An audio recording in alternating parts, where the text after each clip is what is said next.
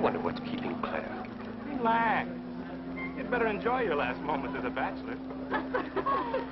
Who are those people over there? Oh, friends of hers, I think, from that newspaper she worked on. I wish she'd hurry up. I'd like to get the gang back to the newspaper. Well, that's Claire for you. Even late at her own wedding. You know, I really hate the lizard. What do you mean? Well, I speak now as her editor, not as a disappointed suitor. Claire'd never make a newspaper woman, and you know it. Oh, I don't know. She dug up more hot social stuff than anyone the Tribune had had before. That takes talent. Personality, Hank, my boy, not talent. All right, so I appreciated her personality. You appreciated it. I was the one that brought her to your attention when she was only an $18 a week steno from a hick town. Remember? Very touching, Al. You can put that in your memoirs. She's marrying Hanneman now. Listen to the frustrated lovers. You know, if either of you guys had made furnaces instead of small talk, you might be in Hanneman's shoes now. Have one of mine.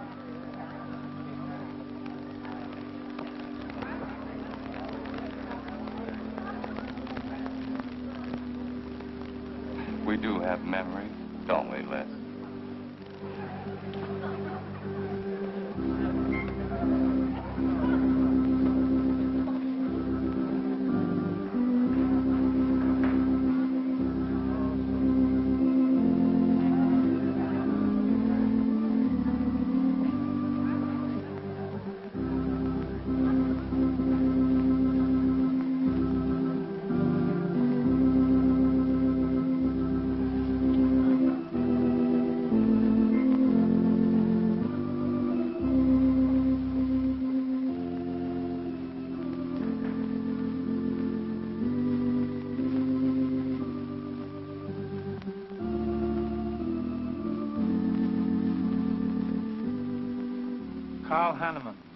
Wilt thou have this woman to be thy wedded wife, to live together according to God's ordinance in the holy estate of matrimony? I will. Claire Cummings, wilt thou have this man to be thy wedded husband, to live together according to God's ordinance in the holy estate of matrimony? I will. I now pronounce you man and wife. You may kiss the bride.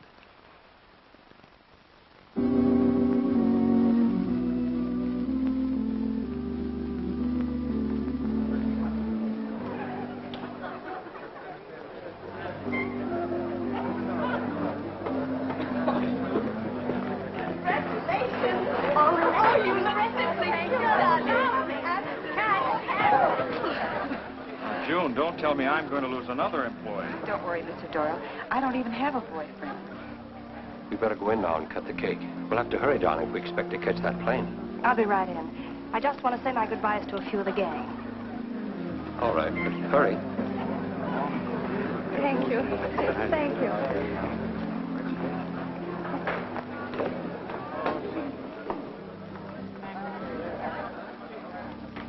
Guess who?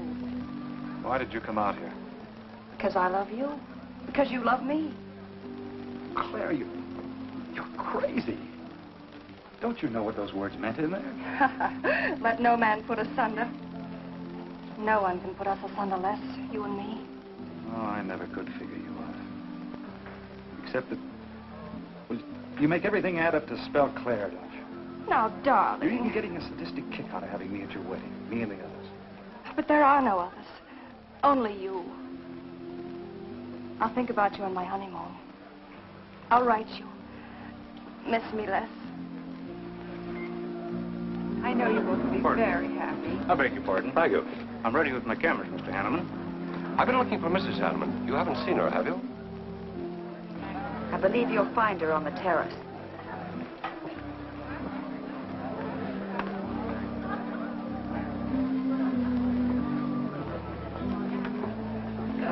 Carl, why aren't you entertaining the guests? I've been waiting for you, my dear.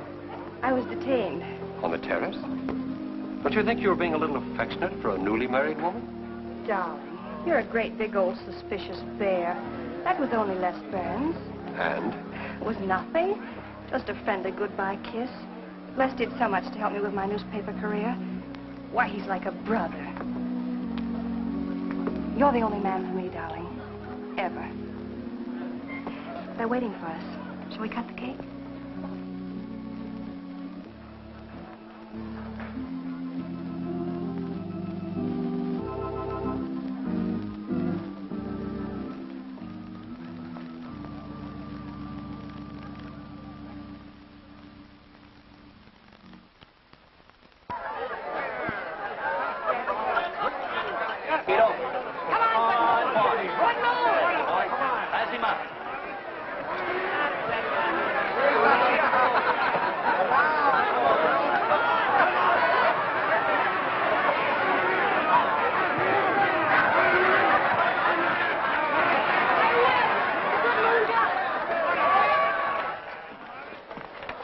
How much did he pay? $10.80. $10.80 for two. That's not bad. I win $540. Claire, you mean to say you bet $100 on that horse to win? Of course. In these places, you have to spend money to make money. You see now, I'll put $500 in the second race, high heels. Come on. Wait. That's being foolish. You're only out $100 if I do lose. It isn't the money. It's the principle of the thing. Principle? Carl, I don't understand you. With all you have. I've worked hard for what I have. Oh, I don't mean to be a tightwad. A little bet for fun is all right. But I have too much respect for money to throw it away on horses. Of course you're right. It was foolish of me to bet so much. Forgive me. Of course. Now, excuse me, I want to go cash these in.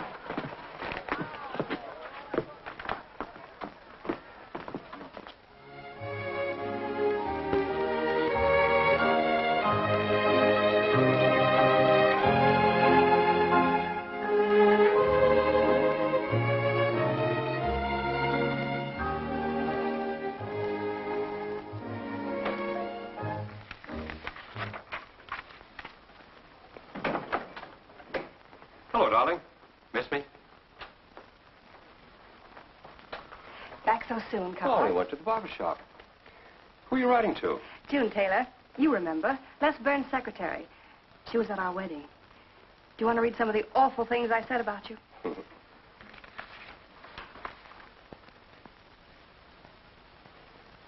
It's hard for me to believe that I'm so lucky as to have a woman like you in love with me. It's true, darling. Every word of it. I'm sorry, Claire.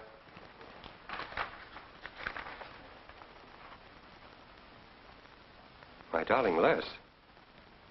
To June, eh? Things are beginning to make sense now. Carl, darling. So that was a goodbye kiss you gave Les Burns. Well, Well, what do you want me to say? nothing. There's nothing you can say, I guess. I'm only glad I found out about it now. Carl, what are you going to do? I'm going back to San Francisco. We're through.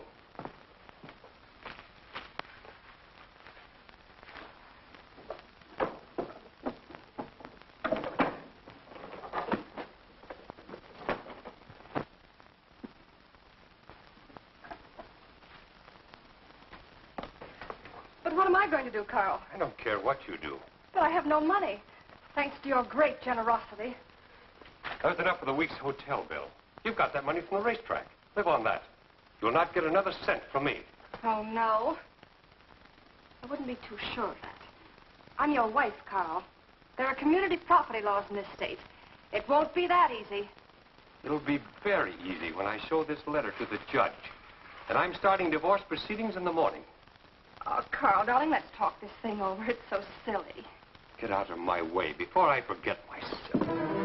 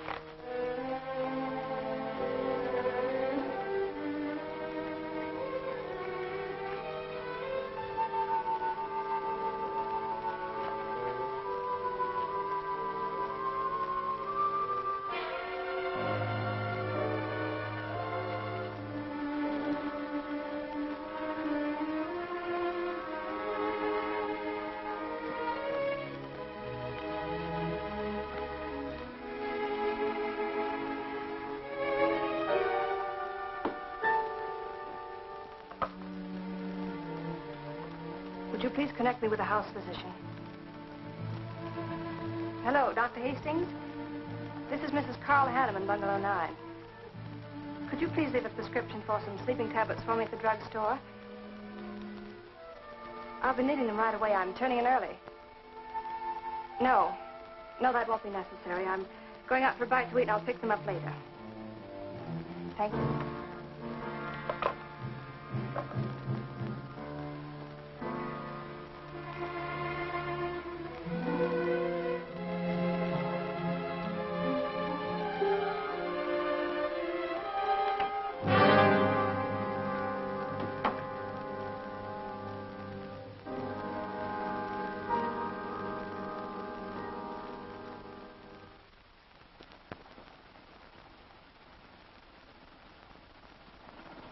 I want a new set of plugs in 42. Okay, Blackie.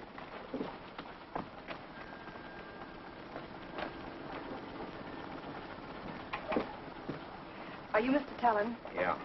I must reach San Francisco by tonight. I want to be back by morning. Can you make it? I can make it up and back if If what? this weather holds out and my fee is big enough. How much will it cost? $400.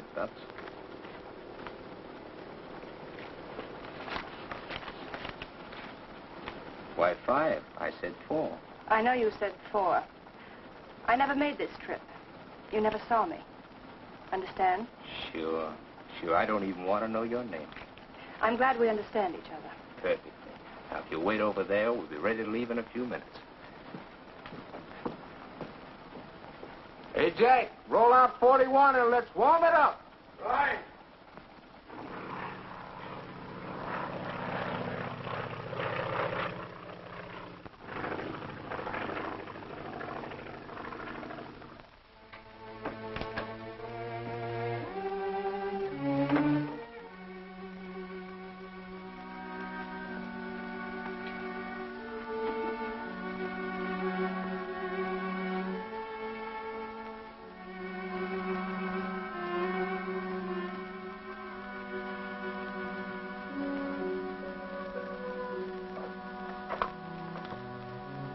Room service, please.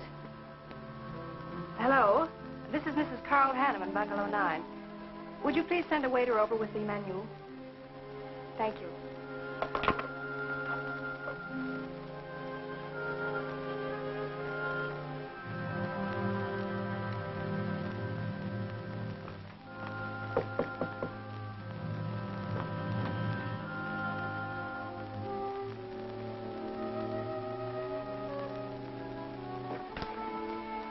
Good morning, Mrs. Hanneman. Good morning, Victor. Let me see. I think I'll take some orange juice and toast, coffee. That'll be all.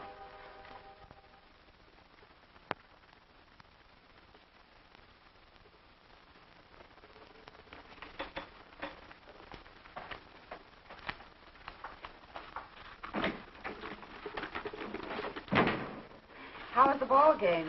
That was no ball game. It was a track meet. 12-0. This all the mail today? Yes. By the way, I meant to ask you sooner, but I'm going to have a little dinner party tonight for a couple I know. You're invited if you're not doing anything. Well, sure. What's the occasion? They're going to be married soon. They're awfully nice kids. Married. Then the trouble will really start. Mr. Burns' office. Long distance calling. It's Mrs. Hanneman. Hello, Claire. Hello, Les. I'm so glad I caught you at the office. How's the honeymoon? It was interrupted. Carl had to go back east yesterday. Business, he said. He wanted me to stay over, wait for him here. But I'm not. I'm coming back to San Francisco tonight. You think that's sensible? Of course not. But I'll see you again. Look, I want you to arrange a plane ticket for me. Reservations are so hard to get at this end, it'll be easy for you. All right, Claire. I'll take care of it tomorrow. Tomorrow won't do. I'm coming home tonight. Okay, I'll wire you back on the time. I know you'd help me. Be sure and meet me at the airport. I can hardly wait to see you. Goodbye, Les. Goodbye, Claire. June, get a hold of Hack Doyle. Have him get me a reservation on the 8 o'clock plane out of Los Angeles tonight. It's for Mrs. Hanneman. Are you planning to meet her? Yeah. Oh, I guess I'll have to cancel our dinner party tonight. It doesn't matter. Apparently Claire can get anything she wants out of anybody at any time. Can't she?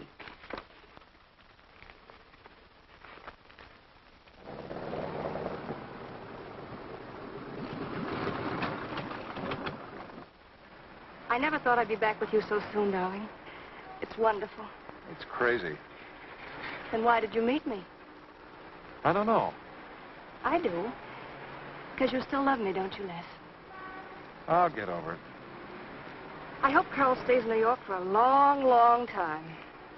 Well, it seems a bit odd he didn't arrange his business affairs so they wouldn't interfere with his honeymoon. Yes, I thought so, too. You certain you and Hanneman didn't have some trouble? What kind of trouble could we possibly have had? Quarrel of some kind? Perhaps over us? Now, wouldn't that be ridiculous? Getting him some reason to doubt me just so soon after we're married? What do you think you're doing now? You don't feel sorry for Carl, do you? No. No, I don't. But I should. Look, let's forget all about him. For a few days, anyway. Take me home, I'll change, and you can take me out to supper. Claire, I'd rather not go to the house. But I must freshen up, darling. I really must. You want me to be beautiful, don't you? Just for you? You are beautiful. See? There's nobody home.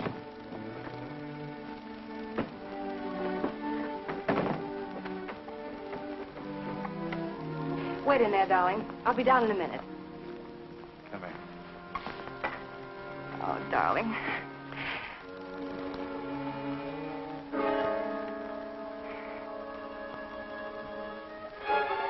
Les, what is it?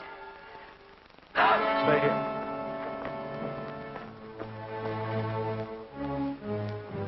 Carl.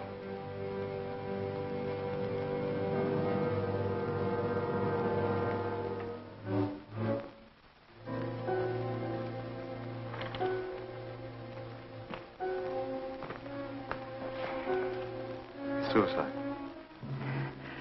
But why? Oh, poor Carl. Claire, I thought you said he'd gone to New York. That's what he told me. I don't understand it. Why should he do such a terrible thing? You probably know as much about that as anyone.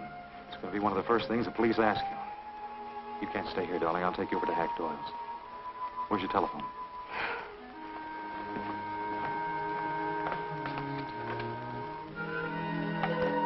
Police headquarters, please.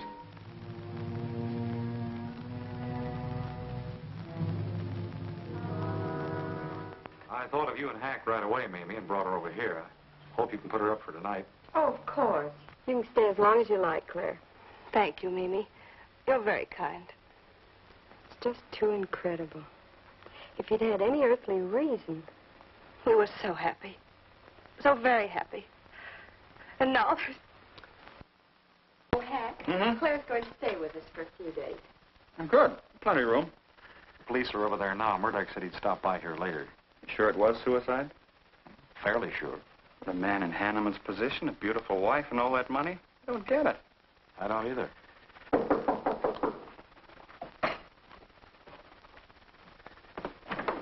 Oh, hello, Bill. Come on. How are you, Hank? Hello, Claire. Hello, Bill. Sorry this had to happen to you. Sit down, Captain. How about a cup of coffee? Thanks, Miss Doyle. I won't annoy you for long, Claire. Just a few questions, routine. You know how it is. Of course. Les gave me most of the details over the phone. Your husband, by the way, has been dead for nearly 24 hours. How did it happen that Burns met you at the airport? He didn't happen to. I phoned him from Los Angeles. How come? Well, I was arriving late and alone. I knew Les would pick me up. Do you have any theory as to why your husband came to San Francisco after telling you he was going to New York? No. I didn't know anything about the business. The gun, of course, was Hanneman's. We checked the serial number. Funny there are no powder burns on the coat. Bill, a suicide doesn't always press a gun against his body. In that case... There would be no powder burns, I know. Do you know of any reason why your husband should have taken his life? No, I don't. Anything wrong with his health? Not that I know of. But that could have been the reason. Had you quarreled? Oh, no. No, we never quarreled. Believe me, throughout every minute of our married life, we were supremely happy. The entire week, huh? Well, that's all for now. I may want to talk with you again later. Where will you be? Right here with us. Thanks. Bill, Yeah? you found fingerprints on the gun, of course. I mean, Hanneman's prints. Uh-uh. Clean as a whistle.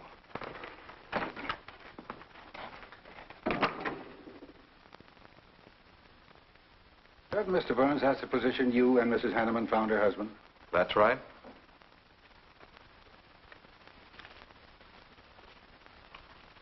One more question, Mr. Burns. Your testimony at the coroner's inquest said you touched nothing. That's true. Then how did you know the man was dead without feeling his pulse or heart? Mr. Chalmers, I've been around enough to know a dead man when I see one, especially after 20-some-odd hours. You assumed that Mr. Hanneman committed suicide. Why? Well, everything points to suicide. Not in my assumption, Mr. Burns. Mrs. Hanneman, you say you saw your husband alive on Monday afternoon, and then the following night, which was Tuesday, you saw him again. Yes, but he was dead. I've told you everything. You don't need a weather vane to see which way this wind is blowing. Was it customary for the servants to take a vacation whenever Mr. Hanneman left on a trip and leave the house empty? Well, I don't really know. I didn't give orders to the servants. Carl, Mr. Hanneman ran the house. I hadn't moved in yet. I see that you also assumed that this was a suicide. Naturally, it couldn't have been anything else. That's what Mr. Burns said. According to the police scientific detection laboratory, the pistol found near the body was the one used in the death of your husband. But they found no powder burns on the clothes of Mr. Hanneman, nor fingerprints of any description on the gun. Furthermore, it was brought out that Mr. Hanneman couldn't have fired the gun because in making certain tests of his hand for traces of powder marks, none was found. Just what are you driving at? Simply this. Carl Hanneman was murdered.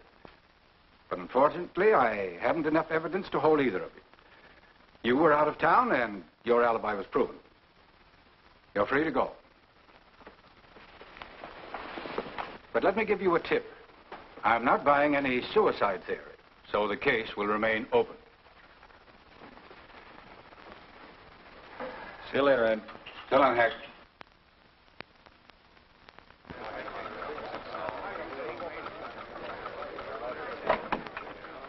Good morning, Les. Just the guy I want to see. Yeah, about what? Oh, I've been assigned to do the follow-up on the Hanneman case. Oh, how'd you draw that? Oh, I asked for it. It'll be a dull job because there isn't going to be any follow-up. Just an ordinary suicide. Are you kidding?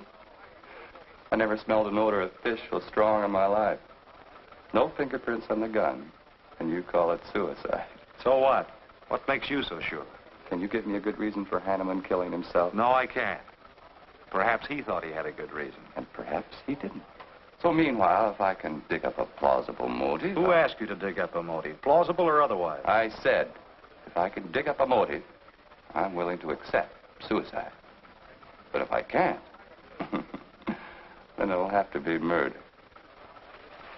Still carrying the torch for Claire, Hyle? Not anymore. But somebody sure fixed it in a hurry for you to get Claire again. That's a nasty crack. So meanwhile, chum, walk a straight line. Or you'll have people thinking you took a shot at Hanneman. You got a lot of work to do, Al. You're so right, boss.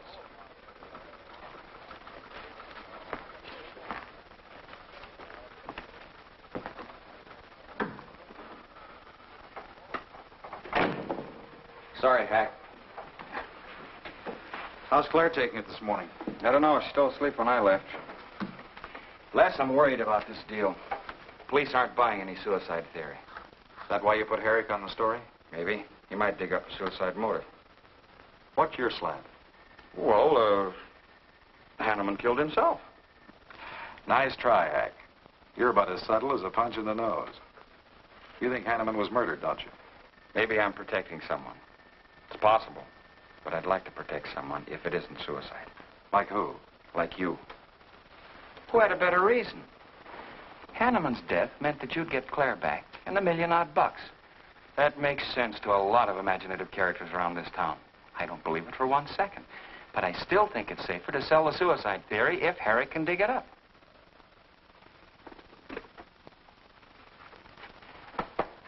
Thanks, Hack. But I didn't do it. Yeah? Send him in.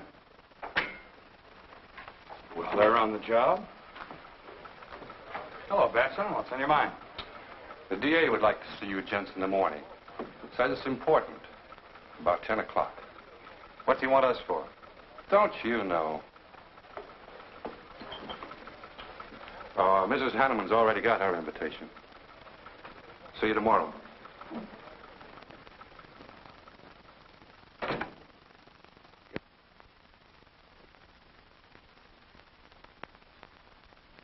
Herrick really revels in pouring it on. Well, it's news. Nobody's been hurt. Yet. By person or persons unknown. Could have been worse. The DA certainly tried hard to tag it on somebody. Tell me, Hack, do you think that, well, that Claire could have shot her husband in some way? No. She was in Los Angeles the night he was killed. DA couldn't shake that, and... Good morning, everybody. I hope I'm interrupting something important. Hello, darling. You look tired. Hello, Hack, dear. Good morning, Claire. It's a pleasant surprise. What can I do for you? I came to get my job back. Starting when? No. Well, after all that's happened, don't you think you should have a little rest? Rest. Why, working will be the best thing in the world for me. It'll keep me from thinking too much about poor Carl. After all, I must carry on. My life is still ahead of me. What's the real reason? Well, I do need a little cash. I have the house and my clothes, but I just won't be able to live on the widow's compensation the court will allow me. You wouldn't want me to have to sell my clothes in order to eat, would you? Oh, no. After all, I've made other arrangements about your column. Beth Warnock's taking it over. You are still the boss, Hack. Les, darling, wait outside for me. I'll be out as soon as I've had a heart-to-heart talk with Hack. I know. You might as well say yes, Hack. I've had these heart-to-heart talks.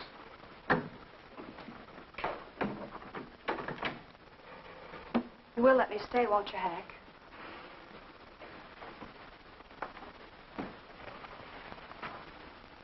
Yes, but I was hoping you wouldn't ask it. You are a darling. Listen, Claire, you stick to the job and no playing around. There's enough trouble here now without you adding to it. I don't know why you talk like that. I'm serious about it, Hack. I'll work hard. For your sake, I hope you do. You are a dear. See you later.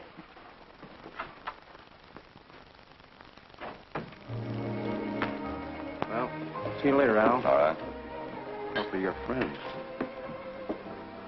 Yeah, old friends.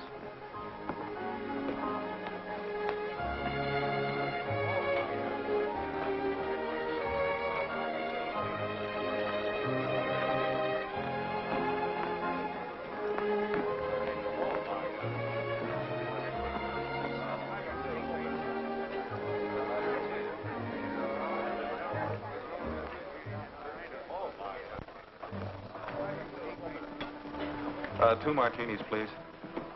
Chicken salad? Fine. Chicken salad for two. And coffee. Les, do you know a good lawyer? Yeah, why? Well, I need one to handle Carl's estate. What's the matter with Hanneman's regular lawyer? Ah, he's an old fuddy-duddy. I want someone whom I can trust to take care of my interests. Well, you might try Lawrence Carson. He specializes in probate work. Carson? Good. I'll call him tomorrow.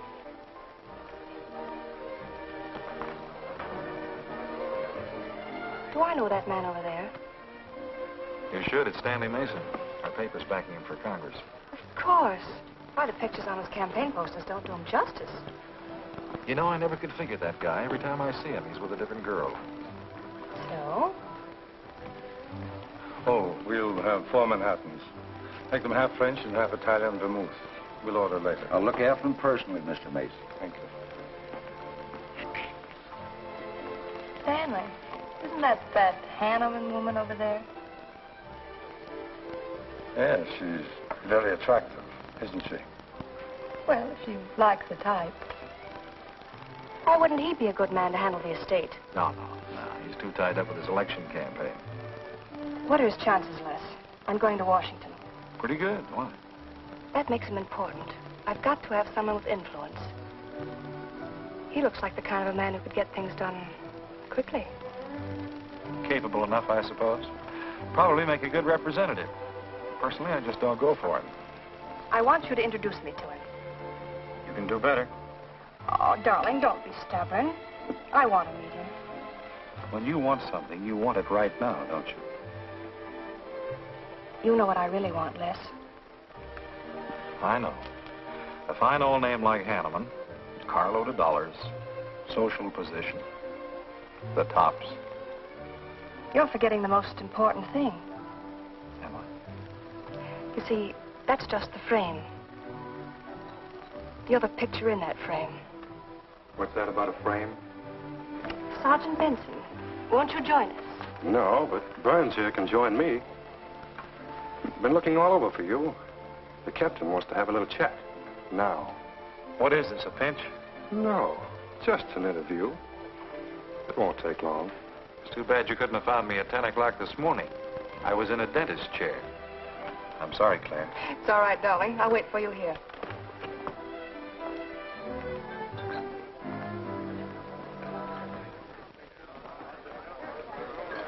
Violet.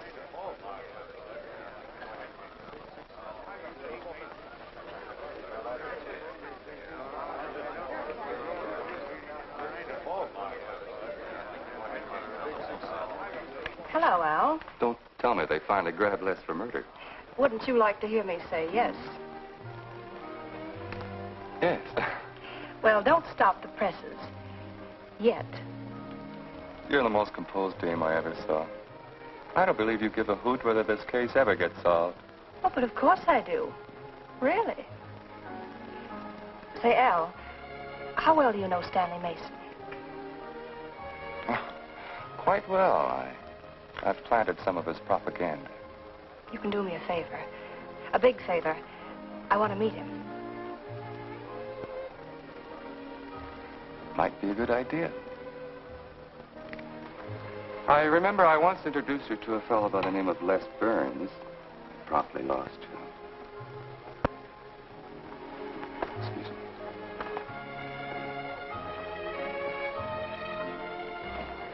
Stan, how are you? Well, hello, Al. Say, I have a young lady over here who'd like to meet you.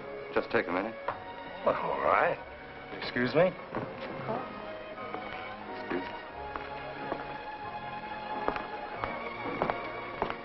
Claire, this is Stanley Mason. Mrs. Hanneman. I'm so glad to meet you, Mr. Mason. How do you do, Mrs. Hanneman? Won't you sit down? Sorry, I can stay but a minute.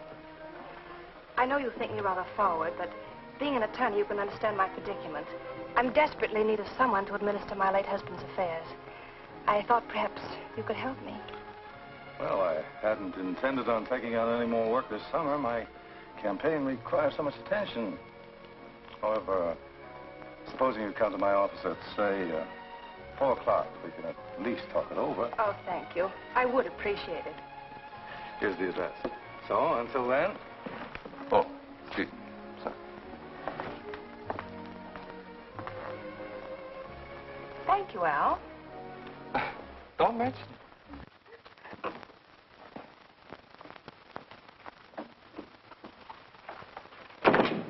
I found him, Cap. Right where I expected. With a grief-stricken widow. Only if she's grief-stricken... Skip it. Les, my boy, have a seat. Last time it was hello, Burns. Today it's Les, my boy. What do you want? You know, I just wanted to chin a bit, will you? Oh? I didn't know I was that interesting. You live out in the Hanneman neighborhood, don't you? No, and you know it. But you go out to that neighborhood quite often, don't you? Yeah, so what? To visit friends. Oh, sure, that's right. There's Hack Doyle and his wife, June Taylor. Say, there's a clever little girl, huh? Your secretary, huh? Since when have you become so interested in my secretary? I thought you were a happily married man. Weren't you out in that neighborhood the night Hanneman was shot? Monday night? Uh-huh. No, I wasn't. I played gin rummy with the boys in the press room. Went home to bed about 10 o'clock. He read the testimony, did the checking. Come on, Murdoch, what's on your so-called mind? Funny, we can't find any record of where you were between 10 o'clock and 8 the next morning when you had breakfast at Drake's coffee shop. Nobody saw you around your apartment house. Nothing so strange about that. People in my neighborhood mind their own business. I spent the night sleeping. You got an edgy temper today, Les. Aren't worried about anything, are you? I'm annoyed. Until you and the DA get this thing settled, nobody will get any rest. We may have the answer quicker than you think. The police expect to apprehend the criminal within 24 hours. Shall I quote that? You can write out the gags, Burns. You've been crazy about Claire for a long time, haven't you? That's right. You thought she was going to marry you. Then she married Hanneman. That must have been quite a jolt. I won't deny that either. So you must have been pretty sore at Hanneman for beating your time. All right, I suppose I was. You know, Burns, you've given out with all the motives a man needs for killing another. You don't need motives, Murdoch. You need evidence. Evidence? You just told me that you weren't near the Hanneman home last Monday night. I wasn't. And how do you account for your cigarette case being found on the Hanneman garden, still wet from Monday night's rain? I don't have to account for anything. To throw cold water on your mastermind, I tossed that away right after the wedding. Anything else you want to know? No, that's enough. Next time, be more careful when you talk to the captain. Listen, Mr. Benson, if I've hurt the captain's feelings or yours, arrest me. And I can sue and you'll be back writing tickets for jaywalkers.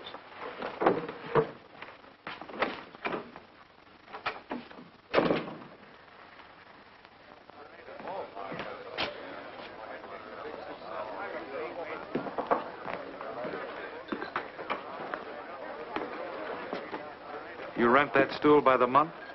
Well, Lester. Where's Claire? Oh, Claire isn't here. She had an appointment. Did she go back to the paper? Uh-uh. No, about this time, she should be walking into the inner sanctum of that courageous and fearless champion of the people's rights. That distinguished candidate for the Congress of these United States. Mr. Stanley Mason. You sound like you're on Stanley's payroll. Mm-hmm. I introduced them. You seem to have a talent for that sort of thing. Thank you.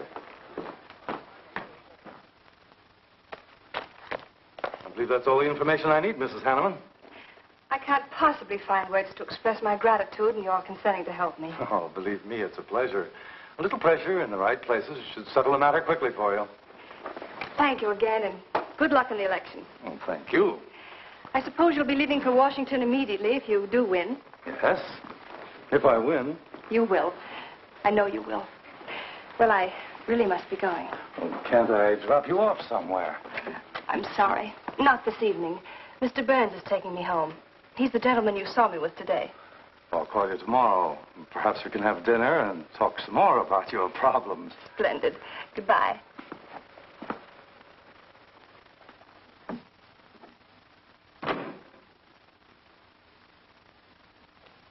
Look, Claire, don't you think you ought to stay over at Hack Doyle's a little longer? Might be unpleasant. Oh, don't be ridiculous. Come on. Oh, Roberts. Good evening. Good evening, Mrs. Hanneman. We weren't expecting you home. We've made no arrangements for dinner. I've had dinner. Please take my bags to my room, and you and Christine take the evening off. I shan't be needing you. Thank you. Oh, Mrs. Hanneman, I just wish to say on behalf of Christine and myself that we're pleased that you're home, and we'll do everything we can to make you happy. Why, thank you, Roberts.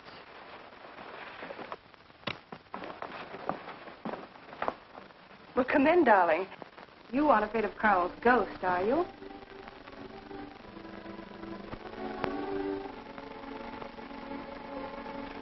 You'll never be happy here, Claire. Nonsense. I've done a little refurnishing. Well, that ought to help a little. Les, what did Murdoch want with you? You had an idea I might have paid a visit here Monday night. You didn't, did you? Of course not. It also seems I had a motive to kill Carl. But of course you did. If you were that kind of a person. Murdoch's only fishing. Well, he knows I've been in love with you for a long time. I told him. You told him? Why not? It's true. You want them to keep working on you, so they'll stay away from me. That's it, isn't it? Yeah, that's it. I said I'd stand by. And you have. And I love you the more for it. You know I do love you, don't you, darling? I think you do, Claire. In a peculiar, mixed-up sort of way. I never should have married Carl.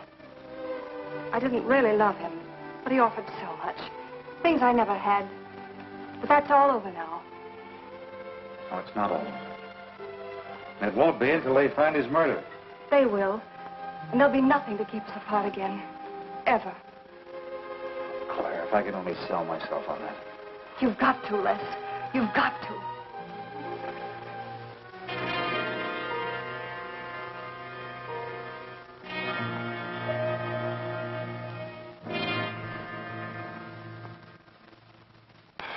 That little tidbit straight from the horse's mouth brings us to the 3:00 mark for today. See you around about this time tomorrow. Les Burns. You're pretty sharp today. That's the best column you've done in 2 weeks. Thanks.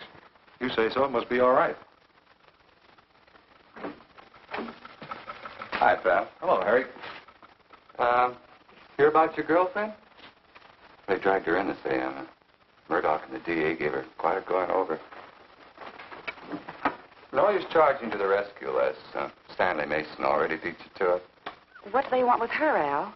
Well, it seems they had a hunch Claire made a fast round trip into town the night her hubby joined his ancestors. Seems they thought her alibi about being in L.A. the whole time was the bunk. Oh, that's ridiculous. Oh, is it? Well, you'd know more about it than anyone. Jones, put that through, please.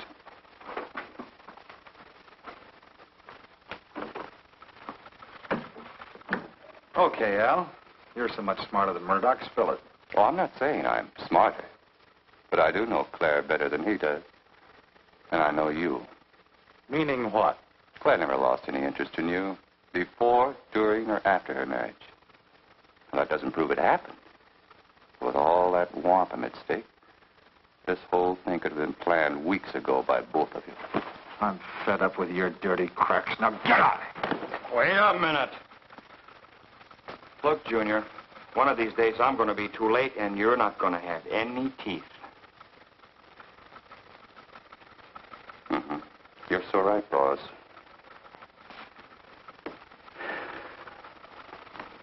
What's wrong, Les?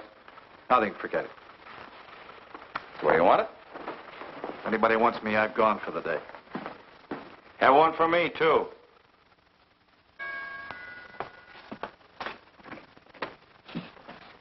Where's Miss Hanneman? I gotta see her. Is she in? Why, yes, but she's going out. This is important. What's the trouble, Les? Oh, I've been trying to find you all afternoon. You didn't get back to the paper. Where were you? I was with Mr. Mason. We were talking over the estate. Oh. Looks like you got some more talking to do. It's really only business, Les. Come in, but I can only see you for a moment.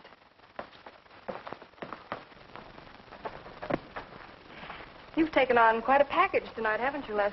Oh, I've had a few drinks. Sitting over at Renard's. Been thinking things. Crazy things.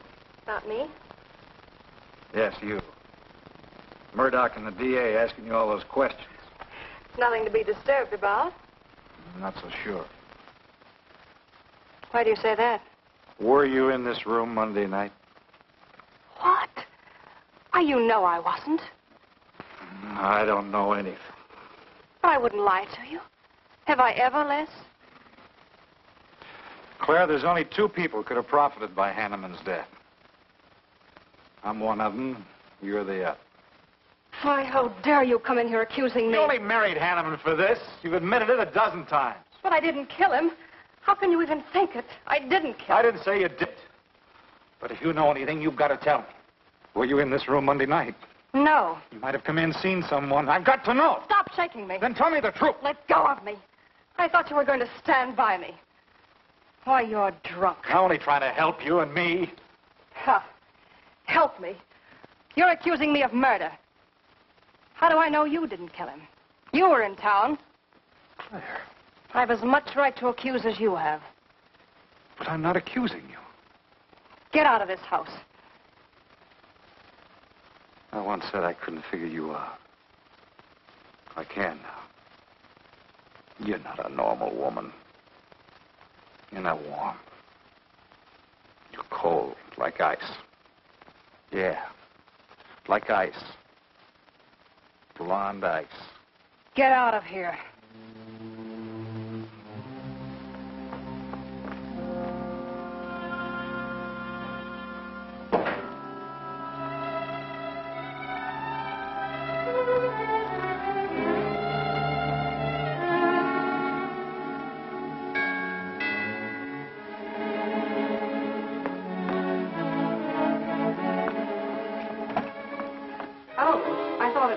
Hello, Mrs. Hanneman. I don't believe I know you. Sure. Sure you do. Let me come in. We can talk better inside. In there. Now, what do you want? And I saw your picture in the paper, and I found out who you were. I figured we could make a deal. Deal? I was going to call on you last night, but you had company. And I had to see you alone. What kind of a deal? Seems that plane ride last Monday night returned big dividends. I paid you to forget me. I thought I could trust you. Sure. Sure you can trust me. But it's hard to forget murder for any $100. Why, you dirty double... I don't like that word. All right, we'll forget what happened to Hanneman. I'll go along with you on that suicide story. That is providing there's a little consideration of, let's say, 50 grand.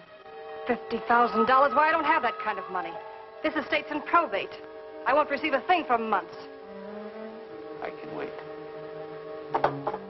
But in the meantime,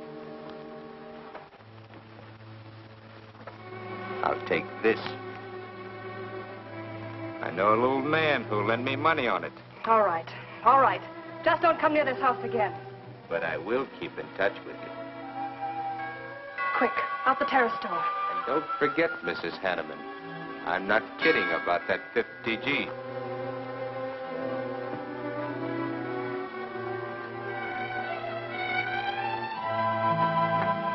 I'll get it, Roberts. Yes, ma'am.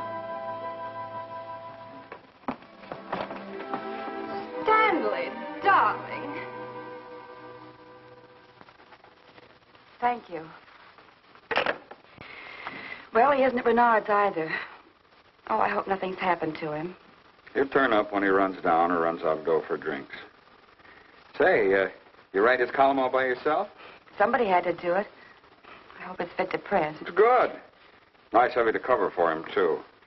Do you really think he's all right? Sure. I'll find him later.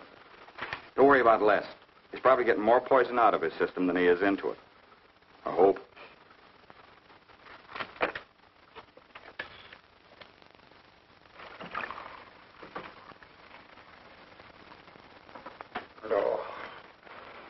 Oh, June. Oh. See if you can give me another head, will you? This one's not going to do me much good. You certainly had a little trip for yourself. I guess so. What day is it? Tuesday. Holy mackerel. What happened to Sunday and Monday? I took care of them for you. Oh, you would. Who found me, Hack Doyle? No. Claire. Claire? Mm-hmm. You were trying to convince the doorman at the top of the mark to let you out on the roof. It was the only way to the moon. Oh, brother. The moon? Looks like I wanted more than a little trip. Here, drink this. It'll make you feel better. Guess I've been the horrible example, huh? You no doubt thought you had a big reason for getting tight. I had to get away from something. Something wasn't good for me. Have any luck? I don't know. I'm never going through this again, I can assure you of that. June. Well, I guess I'd better get back to the office. Thanks a lot for looking after me, June. I'll be down after a while, if I can make it. Don't hurry.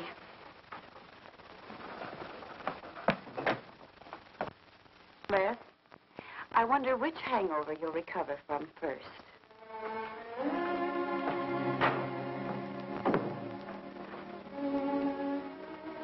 I thought we were all washed up, Claire. Les, for everything I said the other night, I'm terribly sorry. I guess I was a little mixed up myself. Forgive me, darling. I must have been out of my mind to say such awful things to you. I realized the truth later. You were afraid for me because you loved me. That was it, wasn't it? Yeah, maybe it was. I just couldn't believe that. Look, let's forget all about it. We know there's nothing to worry about.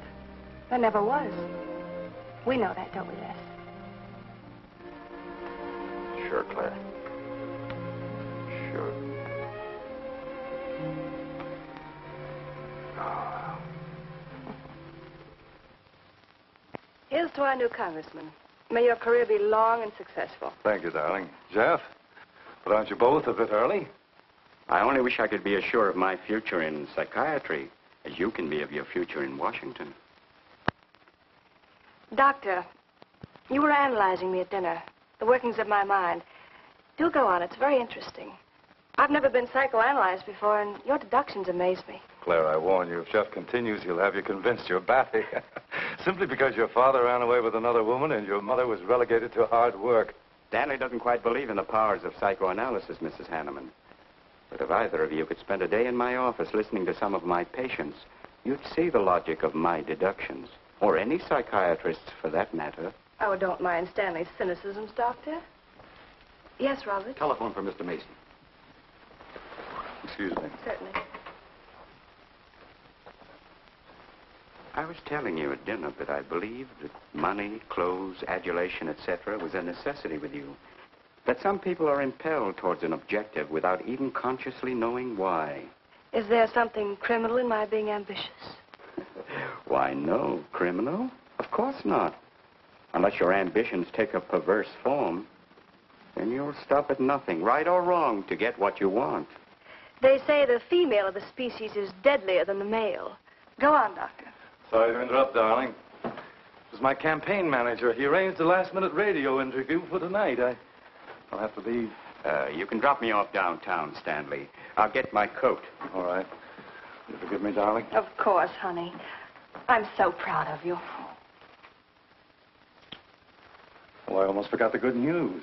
I had lunch with the DA this noon. It looks like Hanneman's murder is going to be filed away under crimes unsolved. It's their opinion that it must have been done by a burglar. Oh, I'm so glad, really. Now I'll be able to go with you to Washington with a clear conscience. Say, you haven't told any of your friends about our plans, have you? Oh, no, of course not. Good. We'll surprise them tomorrow night. Yes, we certainly will. Ready? Yes, thank you.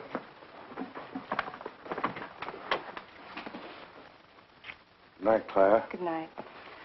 Mrs. Hanneman, please don't take my mental probing too seriously. You're a very charming hostess. So don't worry. I never worry. Good night. Good night.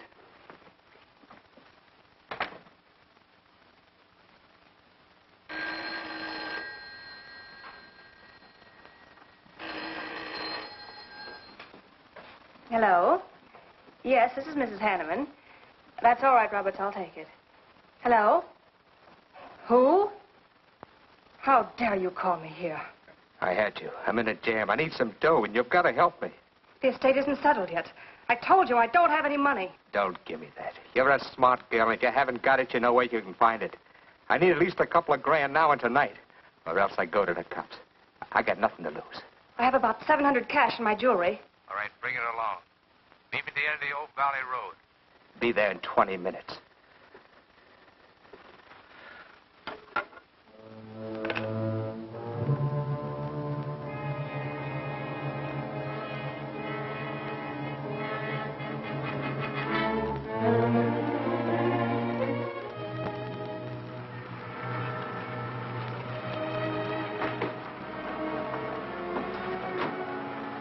Did anybody follow you? No, Then stop being nervous. I'm not nervous. You are. All right, give me this stuff and let's see if I can use it. These look all right. I got into the bookies for a couple of grand. They're bad little men. And I've been stalling. Tonight they told me, pay off or else. They wouldn't kill you for $2,000. They'd kill for a lot less. That's why I had to put the bite on you. Thanks, Mrs. Hanneman. I wouldn't double-cross anybody. Not unless I had to. I wouldn't double-cross anybody either, Blackie. Unless I had to.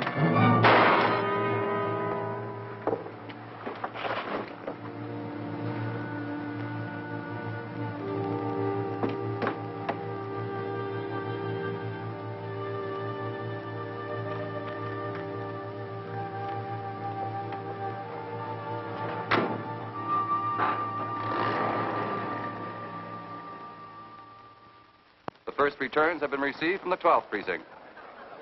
Mason, 311, Jeffers, 282, and Allen, 91. That just about cinches it. If I can do that well in the 10th, I can carry them all. My gratitude, Doyle. Without your paper in back of me, I wouldn't have had a chance. Think nothing of it, Mr. Mason. We're glad we backed the right man. Well, it looks like you're in, Mr. Mason. Congratulations.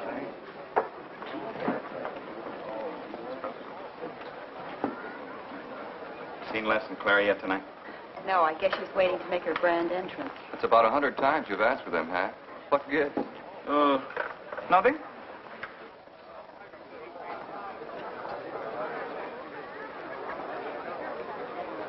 Mr. Doyle, looks like we have a new congressman.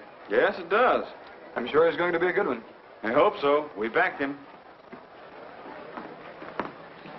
Hello, Claire. Hi, Les. Hi, Hank. Oh, good evening, Claire. You look stunning, as usual. Thank you, Stanley. Oh, hello, Les. Thanks for being Claire for me. Big night, huh? In third place is Jeffers with 162, Allen with 142, and Mason 300 even. That's how big it is. Come on, Claire. I want you to meet some folks. You'll find drinks in there. Look, Les, there's something on my mind. I want to tell you about it. You better have a drink first. Sure.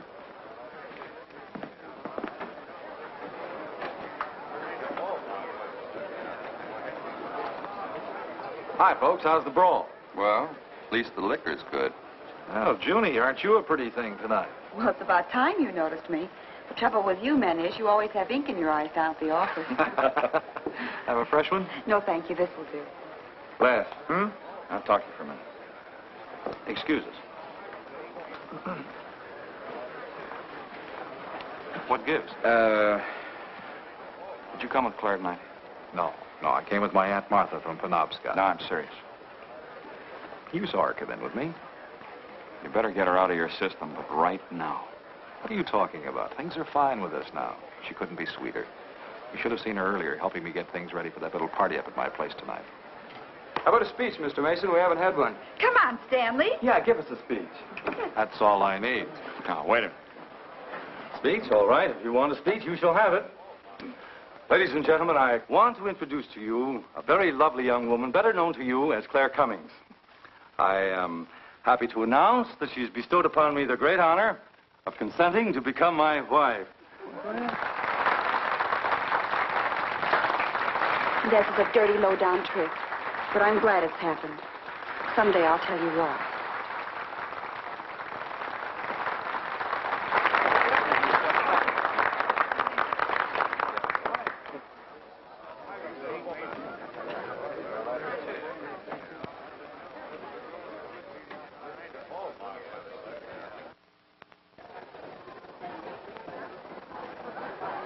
All the best in the world, my dear. That was quite a speech you made, Stanley. Surprised, Jeffrey? Aren't you going to congratulate us, Doctor? It's customary. Hate to take you away at this moment, Stanley, but there's something I must talk to you about. It's important. But of course, Jeffrey.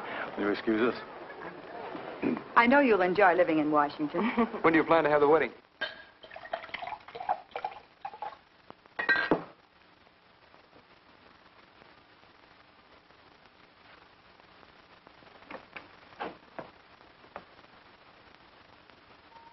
Don't look at me like that, darling.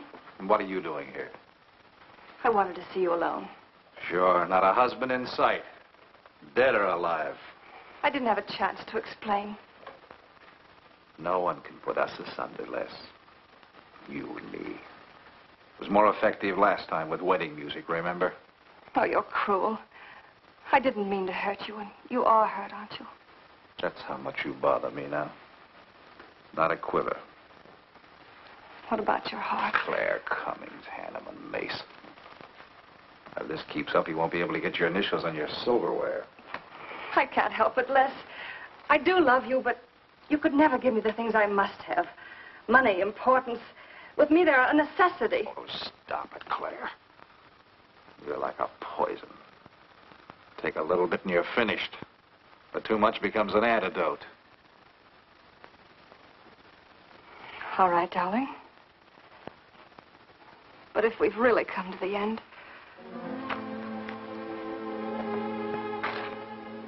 Stanley. Do you mind, Burns? I'd like to say something to my fiancée alone. Not at all, Mr. Mason. Not at all. Go right ahead.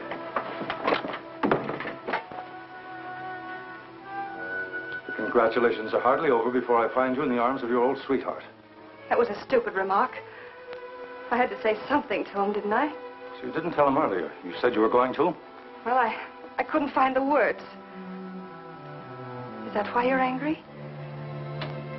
Oh, darling, let's not quarrel. We can do that after we're married. There isn't going to be any marriage. What are you saying? I'm afraid we've made a mistake. You can't mean that. What'll my friends think? I couldn't stand the humiliation. Oh, you'll get over it quickly enough, as quickly as you did your other marriage. Why are you talking this way? What did that phony doctor tell you? That's not important. We've made a mistake. Now let's forget it, shall we? But you can't throw me over. I've looked forward. I've planned. You're taking me to Washington with you. Away from these people, these memories. I've got to go with you, Stanley. No, I'm sorry. It's final. You ought to see a doctor, Claire. A doctor like Jeff. I'll look for you at the party after he talked to me. I merely wanted to ask you something. Doyle told me where I'd find you, but I didn't believe him either. But finding you here proves many things. You're not well, Claire. All right. I didn't mean to crack up. At least we could have a farewell drink together. No hard feelings, really. Why don't you fix some for us? I must say you're being regular about it.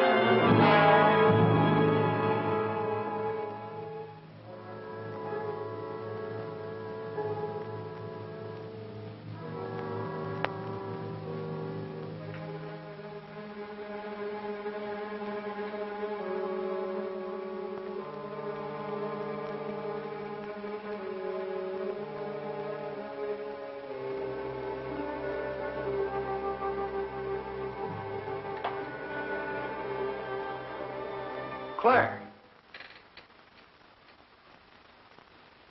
What have you done?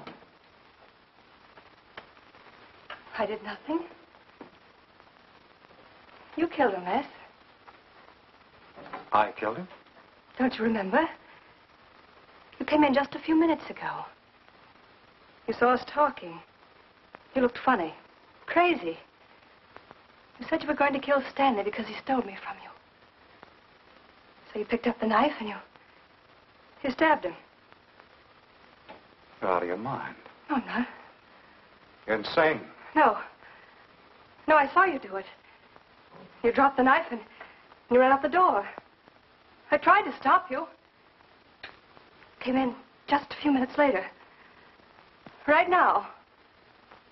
You murdering little idiot. Les, don't! Mason, you won! Alan just conceded the election! You're going to... You're gonna go. You made it on its minute right there.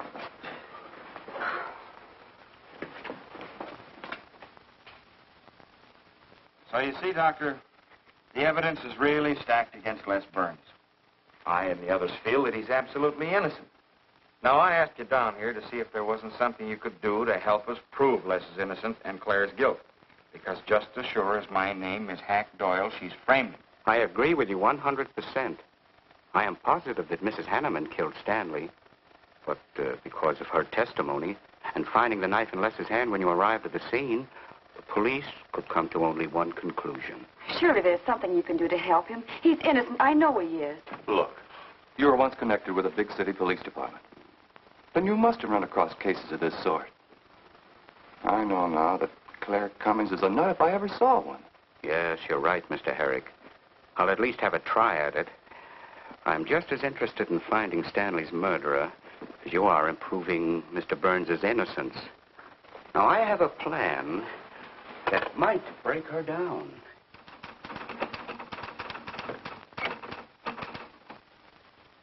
Well, good morning, Dr. Clippinger.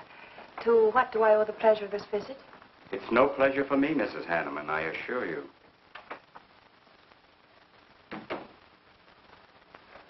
I just came to ask one question.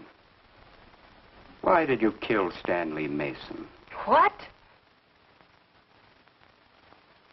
How ridiculous you are, Doctor. Am I?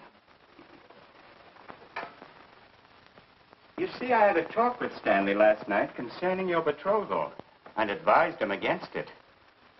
It's safe to assume that when he came to tell you there wouldn't be any marriage, you killed him in a fit of anger and then concocted a story to implicate Mr. Burns.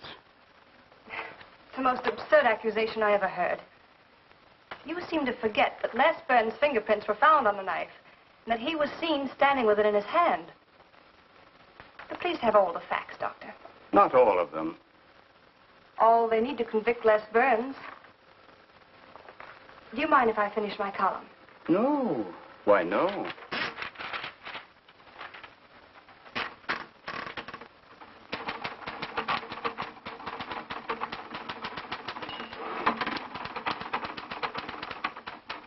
I suppose you'll tell the police I killed Stanley and give them that fantastic story to back up your accusations. It won't sound so fantastic to them, Mrs. Hanneman. I discovered one or two other flaws in your story. They'll laugh at you. It's insane, absurd. Oh, you're wrong. You see, I've spent my life delving into distorted minds like yours. I worked for the police for many years as a consulting psychiatrist. You sound more like a hypnotist. And I'm quite fed up with your insane theories. Now, Doctor, looking for something, Hack? Police are on their way. Police? What for?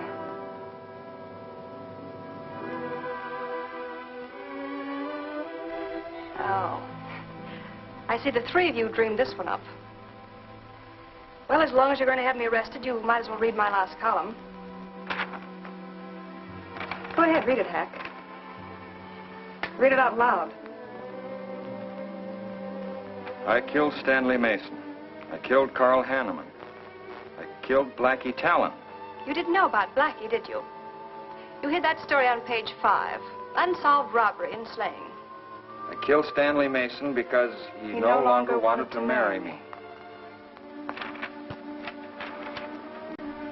Stanley Mason was the top of the ladder for me. The top rung.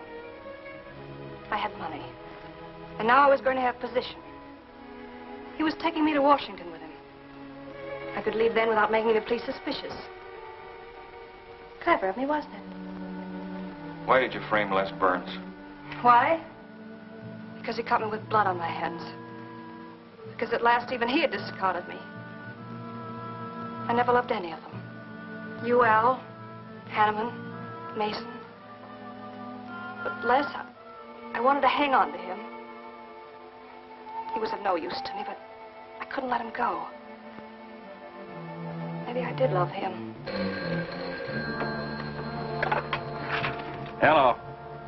Miss Cummings? No, she's out.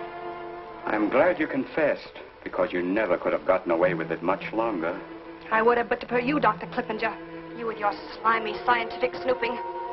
As soon as you came in, I realized it was you who turned Stanley Mason against me. You sent him to his death just as much as I. Sit down, Claire.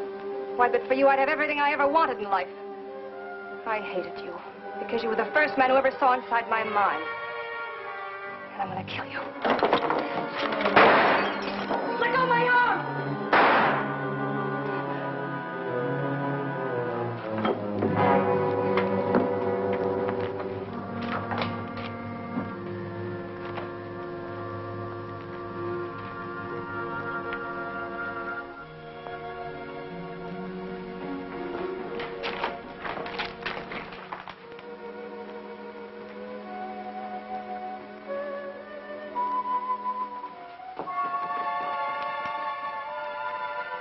You were a little late, Murdoch. Well, it was probably better this way. I can scarcely believe it. A woman as beautiful as that. You didn't know her very well. None of us really knew her very well.